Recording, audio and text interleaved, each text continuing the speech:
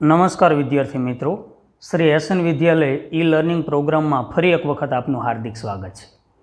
આજે આપણે સંસ્કૃતમાં વ્યાકરણ વિભાગના સંધિ પરિચયમાં વ્યંજન સંધિનો પરિચય જે છે એ આપણે મેળવવાનો છે.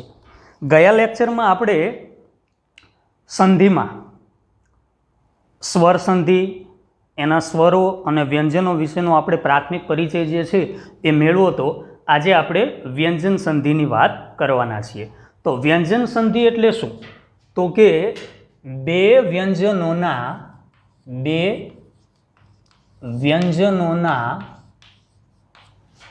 પરસ્પર જોડાવાથી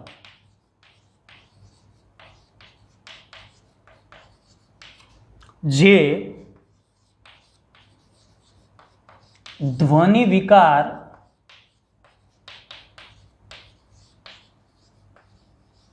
ઉત્પન્ન થાય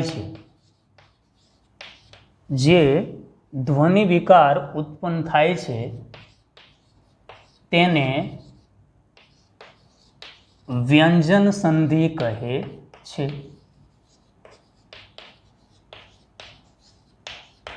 આ વ્યંજન સંધિની સામાન્ય વ્યાખ્યા છે કે બે વ્યંજનોના પરસ્પર જોડાવાથી જે ધ્વનિ વિકાર ઉત્પન્ન થાય છે તેને વ્યંજન સંધિ કહે છે.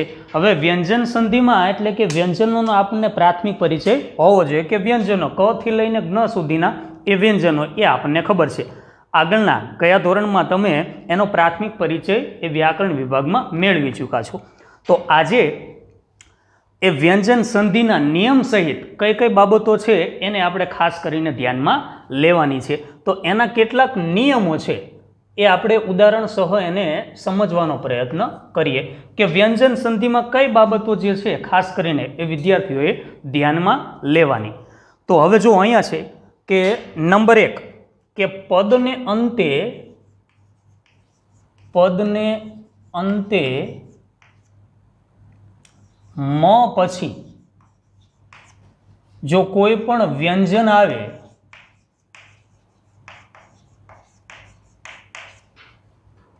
તો મ નો અનુસ્વાર થાય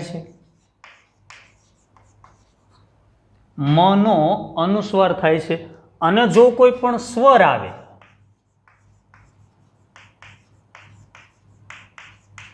તો તે મ માં ભળી પૂર્ણ અક્ષર બને છે. આ વ્યંજન સંધિનો પહેલો નિયમ. એમાં એવું છે કે જો કોઈ પણ વ્યંજન આવે તો મ નો અનુસ્વાર લખાય છે અને જો કોઈ પણ સ્વર આવે તો તે મ માં ભળીને મ જે શબ્દ જે છે એ પૂર્ણ અક્ષર બને છે. દાખલા તરીકે એના કેટલા ઉદાહરણો છે જોઈએ. દાખલા તરીકે એમ કીધું હોય કે દેવમ વત્તા વંદે, એટલે અહીંયા શું થશે? દેવમ વંદે. આ ઉદાહરણ એક છે. આમાં તમે સ્પષ્ટ રીતે જોઈ શકો છો. દાખલા તરીકે ગ્રામમ વત્તા ગચ્છતિ, અહીંયા એવું છે. તો અહીંયા એવું જ બનશે ગ્રામમ ગચ્છતિ. જો આ બંને ઉદાહરણો જે છે એ બંને ઉદાહરણો એ તમારે વ્યંજનના છે કે મ પૂર્ણ શબ્દ પછી કોઈ પણ વ્યંજન આવે તો એનું શું બને છે? અનુસ્વાર. તો જુઓ આપણે અહીંયા અનુસ્વાર લખ્યો. બીજું ઉદાહરણમાં પણ એવું જ છે ગ્રામમ વત્તા ગચ્છતિ. એમાં પણ તમે જોઈ શકો છો કે એના પછીનો હવે સ્વર આવે તો એ શબ્દ મ માં ભળીને કઈ રીતનો પૂર્ણ અક્ષર બને છે એના ઉદાહરણો હું તમને આપું. દાખલા તરીકે ધનમ વત્તા ઈચ્છતિ, આવું છે. જો અહીંયા તમે જોઈ શકો છો કે મ પછી ઈ જે છે એ શું છે? તો કે સ્વર છે. નિયમમાં આપણે શું કીધું કે વ્યંજન આવે તો એનો અનુસ્વાર છે અને જો સ્વર આવે તો મ માં ભળી કેવો અક્ષર બને છે? તો કે એ પૂર્ણ અક્ષર બને છે. હવે અહીંયા સ્વર છે તો પૂર્ણ અક્ષર કઈ રીતે બનશે? તો અહીંયા એવું થશે ધન મિચ્છતિ। લો આ શબ્દ જે છે એ એનો પૂર્ણ અક્ષર બને છે। દાખલા તરીકે એક બીજું ઉદાહરણ આપું, ત્વમ વત્તા અસ્વમ, આવું છે તો એનું શું બનશે? ત્વ મસ્વમ। શબ્દ જેને છૂટો પાડવો એટલે આ રીતે બોલાય, ત્વમ મસ્વમ, પણ હકીકતમાં શું છે? બે શબ્દ છે, ત્વમ વત્તા અસ્વમ। તો આ શબ્દ એનો પૂર્ણ અને પહેલો નિયમ, ખાસ તમારે આ બાબતોને ધ્યાનમાં રાખવાની। અને વાક્ય રચનામાં જે પહેલો નિયમ જે છે વ્યંજનો, એ અવારનવાર પાઠ્યપુસ્તકમાં તમને આ જોવા મળતું હોય છે। વાક્ય રચનામાં પણ જ્યારે વાક્યમાં તમારે શબ્દ ભૂલ સ્વરૂપે આપ્યો હોય અને એને પણ ભાષાંતરમાં લખવાનો થાય ત્યારે આ નિયમ જે છે એ વિદ્યાર્થીઓને વાક્ય રચનામાં ખૂબ જ જે છે એ ઉપયોગમાં આવતો હોય છે। એટલે આ બાબતની વિદ્યાર્થીએ ખાસ ધ્યાનમાં રાખવાની કે પદને અંતે મ પછી કોઈ પણ વ્યંજન આવતું હોય તો એનો અનુસ્વાર બને છે। અનુસ્વાર એટલે જે આપણે આ રીતે મૂકીએ છીએ, અને જો સ્વર આવતો હોય તો તે મ શબ્દમાં ભળીને મ શબ્દ કેવો શબ્દ બને છે? તો કે પૂર્ણ અક્ષર જે છે બનતો હોય છે। તો આ એનો પહેલો નિયમ છે। હવે બીજા નિયમ તરફ આપણે જઈએ કે વ્યંજનમાં એનો બીજો નિયમ કેવી રીતનો છે અને કઈ રીતનો બને છે એ આપણે જોવાનું છે। ખાસ કરીને બીજો નિયમ કેવો કે પદને અંતે ન પૂર્વ, ન ની પહેલા દીર્ઘ સ્વર હોય અને તેની પછી પણ જો કોઈ પણ સ્વર આવતો હોય તો તે ન માં ભળીને એ પણ જે છે એ પૂર્ણ અક્ષર ખાસ કરીને બનતો હોય છે। તમારે ખાસ યાદ રાખવાનું કે ન ની પૂર્વે અને પછી પણ સ્વર આવતો હોય, જો કેવી રીતનું છે કે પદાંતે, નિયમ નંબર 2, પદાંતે ન ની પૂર્વે દીર્ઘ સ્વર હોય અને તેની પછી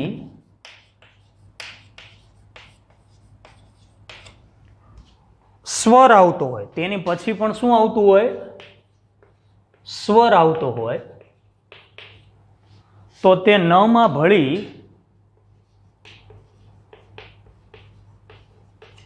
પૂર્ણ અક્ષર બને છે। પૂર્ણ અક્ષર બને છે। આ એનો સામાન્ય બીજો નિયમ છે કે ન ની પૂર્વે દીર્ઘ સ્વર હોય અથવા એની પછી પણ જો કદાચ સ્વર આવતો હોય તો ન માં ભળીને એ કેવો અક્ષર બનતો હોય છે? તો કે દીર્ઘ અક્ષર, એ ન માં ભળીને પૂર્ણ અક્ષર બને છે। ટૂંકમાં કહેવાનું એમ કે ન માં ભળી જાય છે। દાખલા તરીકે એમ કહું કે દુર્જનાન ઈશ્વર, તો શું બનશે? દુર્જનાની ઈશ્વર। જો ઉદાહરણ દ્વારા એનો સ્પષ્ટ આપણને ખ્યાલ આવશે। આવો એક ઉદાહરણ છે, દુર્જનાન વત્તા ઈશ્વર। તો હવે અહીંયા જો ન છે અને આની પછી શું છે? સ્વર છે। તો આમાં અક્ષરમાં ભળીને પૂર્ણ અક્ષર બનશે, એટલે આને જ્યારે આપણે જોડીએ એટલે શું થશે? દુર્જનાની સ્વર। આ શબ્દ જે છે એ પૂર્ણ સ્વરૂપે આ રીતનો તમારે બનતો હોય છે। તો ખાસ એક આ બાબતની વિદ્યાર્થીએ એને ધ્યાનમાં લેવાનું। બીજું ઉદાહરણ તમને આપું, વૃક્ષાન, બીજો આપણે સ્વર લઈએ ઉદકેન, આવું છે। ચલો,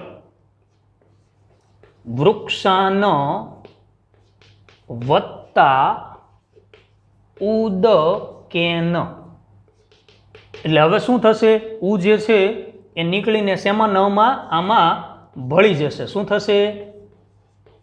ભળી જશે, એટલે શું બનશે? વૃક્ષા નું દકેન। જો સ્વરમાં ભળીને થશે, ઉ જે છે એ નીકળી જશે, એનો લોપ થશે અને એ શેમાં? ન માં ભળીને શું બનશે? તો અહીંયા તમે જોઈ શકો છો કે ઉ જે છે નીકળી ગયો, એની જગ્યાએ શું બન્યું? વૃક્ષાનું દકે નહ। તો આ વ્યંજન સંધિ માટેનો તમારો જે છે બીજા નંબરનો, એના પછીનો જે નિયમ જે છે એ વ્યંજન સંધિમાં આ રીતનો છે। ખાસ એ બાબતોનો તમારે સ્પષ્ટપણે આને ધ્યાનમાં લેવાની, કારણ કે સ્વરો અને વ્યંજનો કઈ રીતે પદને અંતે આપેલા હોય, પદની પૂર્વે આપેલા હોય તો નિયમ શું કહે છે?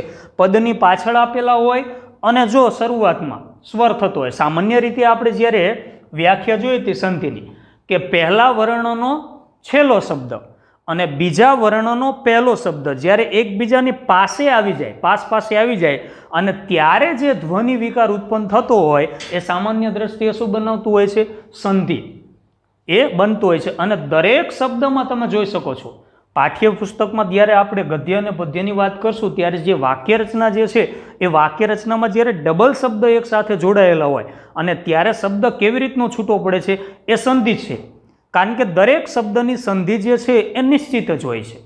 એટલે સંધિ જ્યારે નિશ્ચિત હોય છે એટલે શબ્દ એકબીજાથી છૂટા પડે એટલે દરેકનો અર્થ જે છે એ જુદો જુદો થતો હોય છે. એટલે વાક્ય રચનામાં એ સ્પષ્ટપણે આપણે જોઈ શકાય છે.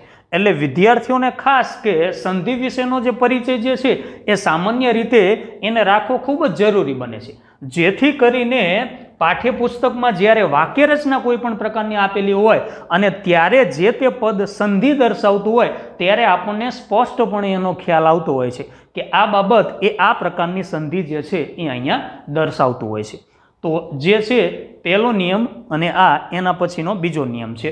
હવે ત્રીજો નિયમ કેવો છે એની ઉપર આપણે થોડી ચર્ચા કરીએ કે પદને અંતે ત હોય, બરાબર સમજો, પદને અંતે ત હોય અને એના પછી ચ કે છ આવતો હોય તો તેનો ચ કરવાનો. જો કેવી રીતનું છે, દાખલા તરીકે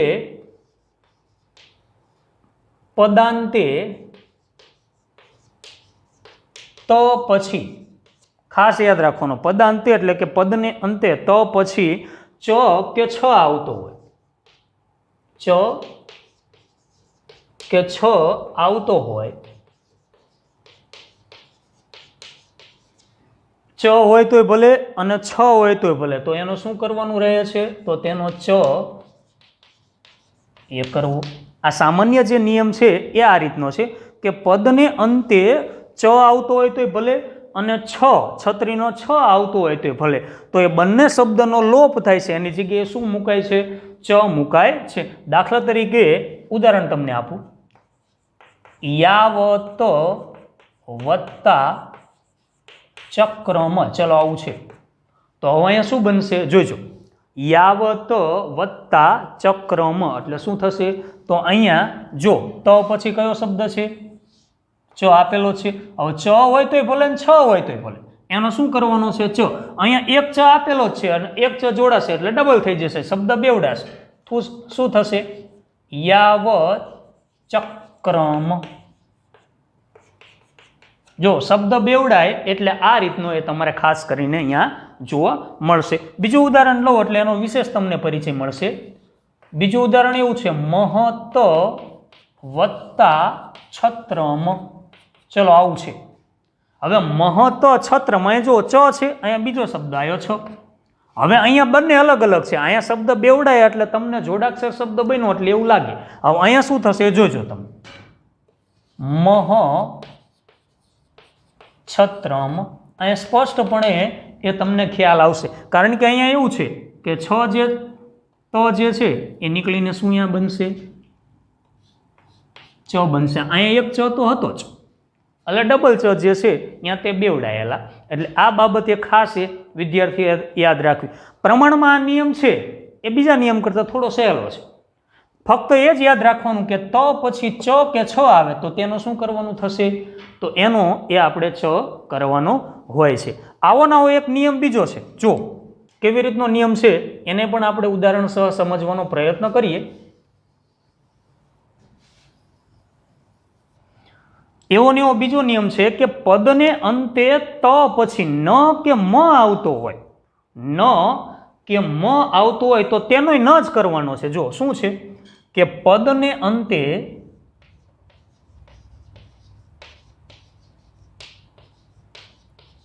ત પછી ન કે મ આવતો હોય તો તનો શું કરવાનું રહેશે? તમારે ન એ કરવો. તનો શું કરવાનું છે? ન. આના જેવું જ છે. શબ્દ ફક્ત તમારે યાદ રાખવાનું છે. પહેલામાં ચ અને છ હતો, અહીંયા ન અને મ હતો તો ન, અહીંયા ચ કે છ હતો તો કે ચ. શબ્દ એ શબ્દ ડબલથી બેવડાશે. દાખલા તરીકે તત વત્તા મય, આવું એક ઉદાહરણ છે. ચલો, તત વત્તા મય એટલે શું થશે? તન્મય. હવે પહેલું ઉદાહરણ આપણે લીધું એ ઉપરથી અહીં સ્પષ્ટપણે સંધિ જે છે એ પ્રમાણમાં તમને બનાવવામાં સહેલી રહેશે. કારણ કે પહેલો નિયમ ત વાળો અને ચ અને છ વાળો આપણે જોઈ ગયા એટલે ચ કરવાનો. અહીંયા એવું જ છે. બીજું ઉદાહરણ છે તત વત્તા નિસમ્ય. જો આવું છે. ચલો, તત વત્તા નિસમ્ય. ચલો, આવું બનશે. તત વત્તા શબ્દ સ્પષ્ટ લખીએ આપણે કે તત વત્તા નિસમ્ય આવું છે. ચલો,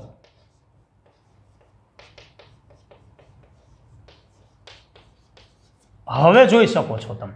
જો શું થશે? તો નીકળી જશે. એની જગ્યાએ શું મૂકવાનું છે? ન. તો અહીંયા ન જે છે એ ડબલ બેવડાશે. શું થશે? એટલે જોડાક્ષરમાં તમને સંધિમાં તમને જોડાક્ષર શબ્દ રહેશે એટલે તમને એવું થશે કે આ શબ્દ કઈ રીતે આવ્યો. તો જો અહીંયા એવું બનશે તન્ની સમ્ય. હવે શબ્દ જે છે એ સ્પષ્ટપણે તમે આને જોઈ શકો છો કે કઈ બાબતમાં એ કેવી રીતનો લખાય છે. તો આ બાબત એ ખાસ કરીને આપણે અહીંયા જોવાની રહે છે. ફરી એક વખત શું છે? પદને અંતે ત કે પછી ન કે મ હોય તો તની જગ્યાએ શું તમારે મૂકવાનું રહેશે? ન જે છે એ મૂકવાનું રહેશે. તો આ નિયમ જે છે એ આ બાબત અહીંયા સૂચવે છે. એના પછીનો નિયમ કેવો છે એને આપણે સમજવાનો પ્રયત્ન કરીએ. એના પછીનો પણ નિયમ જે છે એ તવાળો જ આપણે નિયમ લઈએ એટલે એક સાથે વિદ્યાર્થીઓને પ્રમાણમાં એને સમજવામાં આપણે સરળતા રહે. હવે ત પછી જો શું છે કે પદને અંતે ત પછી લ આવે તો જેમ લ છે ને એનો લ જ કરવાનો, બીજું કંઈ નહીં. એક લ જે છે બરાબર એ એમને એમ રહેશે અને તનો લોપ થઈને બીજો લ જે છે એ જોડાશે. આ એ પ્રમાણમાં સહેલો નિયમ છે એનો. પદાંતે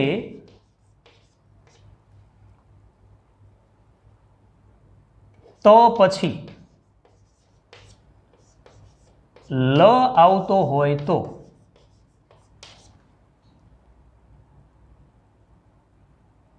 તેનો લ કરવો. એટલે તેની જગ્યાએ શું મુકાય છે? લ આવતો હોય તો લ એ મુકાતો હોય છે. હવે એના ઉદાહરણો કેવા છે? દાખલા તરીકે તત વત્તા લીન આવો શબ્દ છે. જો તત વત્તા લીન એટલે એનું શું બનશે? તલ્લીન. અહીંયા શબ્દ જે છે એ દરેક શબ્દ જે છે એ બેવડાશે. શું કામ બેવડાશે? કારણ કે એક લ તો તમને હોય જ છે. હવે આની જગ્યાએ તમારે બીજો લ જે છે એ મૂકવાનો જ રહે છે. એટલે અહીંયા ફરજિયાત પ્રમાણે પદને અંતે લ વાળા જે શબ્દ તમે જુઓ એ દરેક શબ્દમાં તમને જોડાક્ષર શબ્દ જે છે એ સંધિ માટે જોવામાં મળશે. કારણ કે એક લ તમને આપેલો છે એટલે બીજો લ તમારે એમાં જોડવાનો રહે છે. બીજું ઉદાહરણ આપું એટલે સ્પષ્ટ એની સમજૂતી મળશે. દાખલા તરીકે એવું કહું ભગવત વત્તા લીલા આવું છે. ચલો, ભગવત લીલા. હવે ત જે છે એને કાઢી નાખો. એની જગ્યાએ શું મૂકવાનું છે? લ. તો એક લ જે છે તમને આપેલો જ છે એટલે શબ્દ જે છે એ શું થશે? બેવડાશે. એટલે અહીંયા શબ્દ જે છે એ ખાસ કરીને કેવો બનશે? તો અહીંયા એવું થશે ભગવ લીલા. ભગવહ લીલા. તો એ શબ્દ જે છે એ આ રીતનો તમારે અહીંયા બનશે. તો આ નિયમ જે છે એ તમારે 5મા નંબરનો જે નિયમ જે છે એને ખાસ કરીને તમારે આ રીતે યાદ રાખવો પડશે. નંબર 1, 2, 3, 4 અને 5 આ બે નિયમને સમજ્યા પછી આ નિયમ જે છે એ ખાસ કરીને શું સૂચવે છે કે પદને અંતે ત પછી આ દરેકમાં આ જ બાબત જે છે એ ખાસ કરીને તમને જોવા મળશે.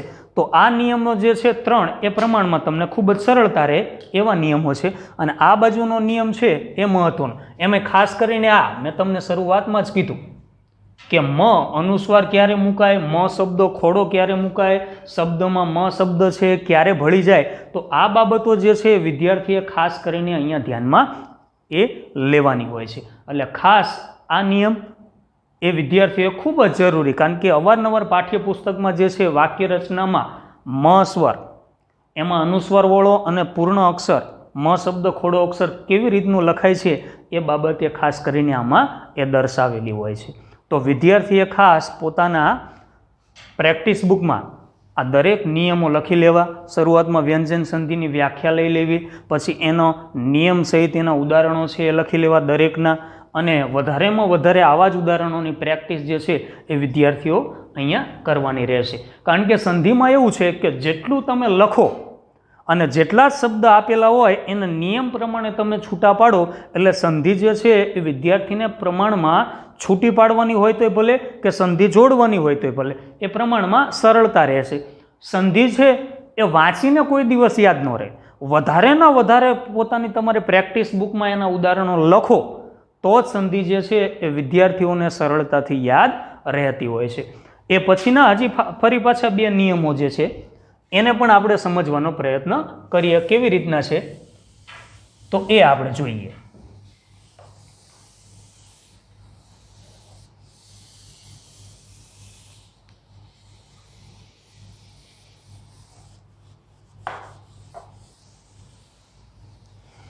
એના પછીનો નિયમ એવો છે કે હવે નિયમ બદલાશે. અહીંયા ત વાળો હતો ને, ત થી આપણે કંઈક અલગ લઈએ. જો અહીંયા શું છે કે હજી એક ત વાળો ઉદાહરણ છે 3 ને 1 4, એ પણ લઈ લે. એ પછીનો જે છે એ હું તમને અલગ રીતે દર્શાવું. દાખલા તરીકે જો પદાંતે, ફરી પાછું એક વખત પદાંતે ત પછી, આ નિયમ છે ને એ થોડો અટપટો અને થોડો તમારે ધ્યાનમાં રાખવાનો, કારણ કે શબ્દ બે હશે, એક લઘુ અક્ષર એક ગુરુ અક્ષર. એટલે શું છે, એક અશ્વ એક દીર્ઘ, નાનો મોટો, કઈ રીતનો શબ્દ જોડે છે એ ખાસ તમારે આને યાદમાં રાખવું પડશે. કે પદને અંતે ત પછી, એ શબ્દ ત પછી હ આવે તો એનો દ કરવો, અને જો મોટો અશ્વ હલંત આપણે જેને કહે છે એ હ આવે તો એનો તમારે ધ કરવો. જો કેવી રીતનું છે કે પદને અંતે હ આવે તો એનો દ કરવો, અને જો હ આવે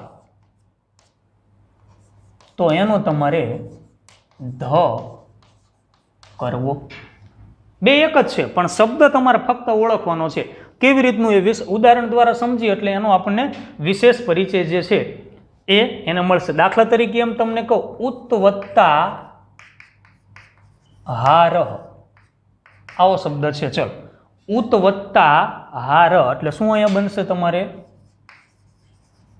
ઉદ્ધારહ.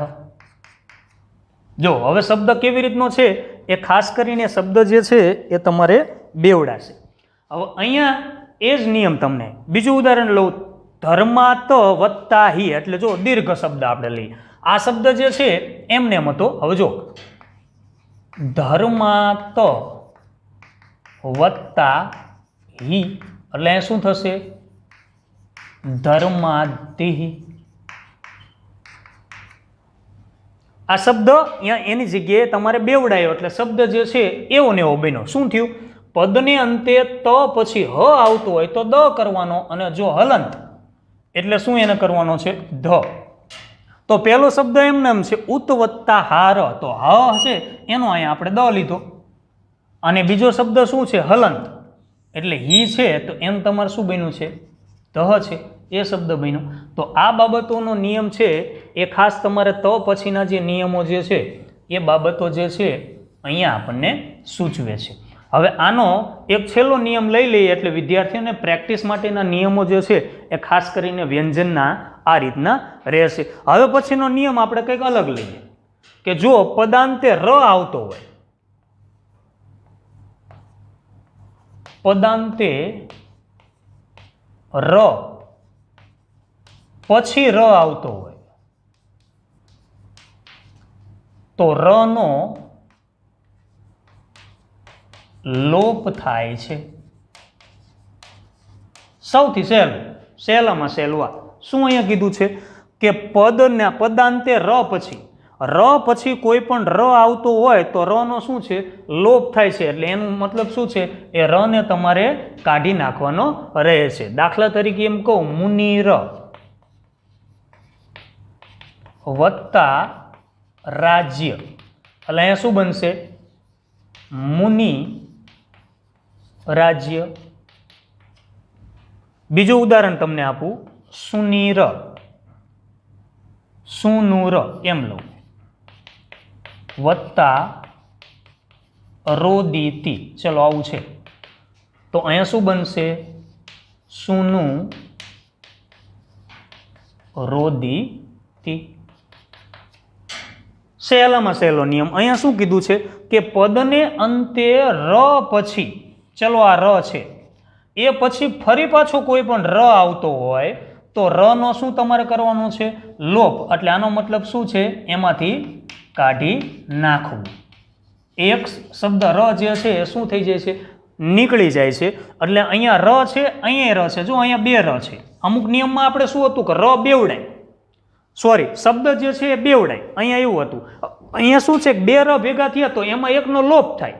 આપણે લમાં એવું જોયું હતું, જો અહીંયા લમાં શબ્દ બેવડાય એટલે ડબલ રીતે લખાય, અહીંયા બે શબ્દ ફરી પાછા ભેગા થયા છે પણ અહીંયા શું છે આપણે એનો લોપ કરવાનો રહે છે. દાખલા તરીકે મુનિર રાજ્ય, અહીંયા મુનિર એક ર છે, બીજો ર આપેલો છે તો એને બે જગ્યાએ શું લખાશે કોઈ પણ એક જ લખાશે, એટલે એક ર નો લોપ થઈ ગયો. શું થઈ ગયું મુનિ રાજ્ય. અહીંયા એવું છે સુનુ ર વત્તા રોદીતી, ફરી પાછા અહીંયા બે એ ર તમને આપેલા છે તો અહીંયા શું એનું પણ બન્યું સુનુ રોદીતી, એટલે અહીંયા એ ર નો જે છે એ ખાસ કરીને એની અંદર લોપ થતો હોય છે.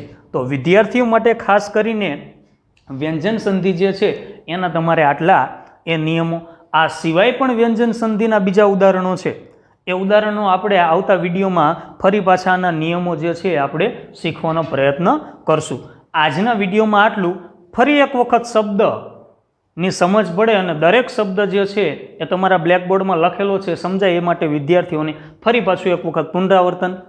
વ્યંજન સંધિ, વ્યંજન સંધિની વ્યાખ્યા કે બે વ્યંજનોના પરસ્પર જોડાવાથી જે ધ્વનિ વિકાર ઉત્પન્ન થાય છે તેને વ્યંજન સંધિ કહે છે. એનો પહેલો નિયમ શું હતો તો કે મ પછી કોઈ પણ વ્યંજન આવતો હોય તો એનો અનુસ્વાર કરવો અને સ્વર આવતો હોય તો મ શબ્દમાં ભળી જાય છે. દાખલા તરીકે એવું અહીંયા લખ્યું હતું કે દેવમ વત્તા વંદે, તો દેવમ વ ઉપર શું થશે મીંડું, એટલે કે અનુસ્વાર, એટલે એમ લખાશે દેવમ વંદે, અને સ્વર આવતો હોય તો એમાં મ શબ્દ છે પૂર્ણ રીતે ભળી જાય છે. બીજો નિયમ અહીંયા છે કે પદાંતે ન ની પૂર્વે દીર્ઘ સ્વર હોય અને તેની પછી સ્વર આવે તો ન માં ભળી પૂર્ણ અક્ષર બને છે.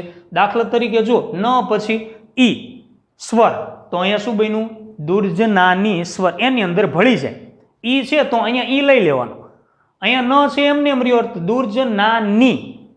અહીંયા શું છે વૃક્ષા ન ઉદકે ન, હવે એક ન ઉ નીકળી ગયો તો અહીંયા શું થશે તો વૃક્ષાનું, આ ન માં શબ્દ જે છે એ ઉ ને ભેળવી દેવાનો, એટલે શું થશે વૃક્ષાનું દકે ન. અહીંયા તમે જો આ બાજુના એ ત્રણ નિયમ એક સરખા કે પદાંતે ત પછી, અહીંયા ત પછી, અહીંયા ત પછી, અહીંયા નિયમમાં શું છે ત પછી. હવે પહેલા એવું કીધું ત પછી ચ કે છ આવે તો એનો ચ કરવો. અહીંયા શબ્દ જે છે એ તમારે બેવડાશે, જો ડબલ ચ આવે અહીંયા તમારે બેવડાય છે. ત પછી ન કે મ આવે તો, હવે મ આવે તો શબ્દ ન લખાય પણ એક ન આવે તો ફરી પાછા શબ્દ જે છે અહીંયા બેવડાશે. તન્ની સમ્ય. હવે ત પછી લ આવે તો લ નો લ જ કરવાનો, દરેક શબ્દ જે છે તમારે બેવડાશે કારણ કે એક શબ્દ આપેલો છે અને બીજો શબ્દ એની અંદર ઉમેરવાનો છે. એટલે ખાસ કરીને આ લ વાળા શબ્દમાં એ તમારે જોડાક્ષર જે છે એની અંદર રહેલો છે, તો શબ્દ એ આ અંદર જોડાક્ષર બનશે. એવો ને એવો ત્રીજો નિયમ એ તમારે ત પછી હ આવે તો દ કરો અને હલંત દીર્ઘ એટલે કે એનો ધ કરવો. તો ઉદાહરણ અહીંયા છે ઉત વત્તા હાર એટલે ઉદ્ધાર બન્યું. અહીંયા ધર્માત વત્તા હી હલંત એટલે શું બન્યું ધર્માધિ. અને છેલ્લો નિયમ આપણે એવો લીધો કે જો પદાંતે ર ત વાળા નીકળી ગયા, હવે ર આવતો હોય તો ર પછી ર આવે તો એક ર નો એ તમારે શું છે કાઢી નાખવાનો, એનો લોપ થાય છે. તો આ બાબત દાખલા તરીકે મુનિ ર વત્તા રાજી શું બન્યું મુનિરાજ્ય, સુનું ર વત્તા રોદિતી એટલે શું બન્યું? સુનું રોદિતી. તો આ રીતના આ વ્યંજન સંધિના નિયમો છે.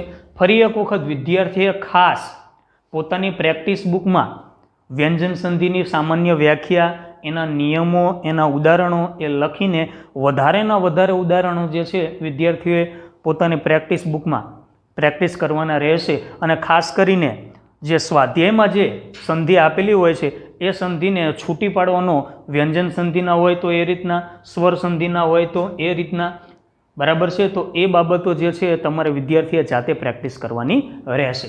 તો આજના વિડીયોમાં આટલું જ. ફરી પાછા વ્યાકરણ વિભાગના એક નવા ટોપિક સાથે મળશું.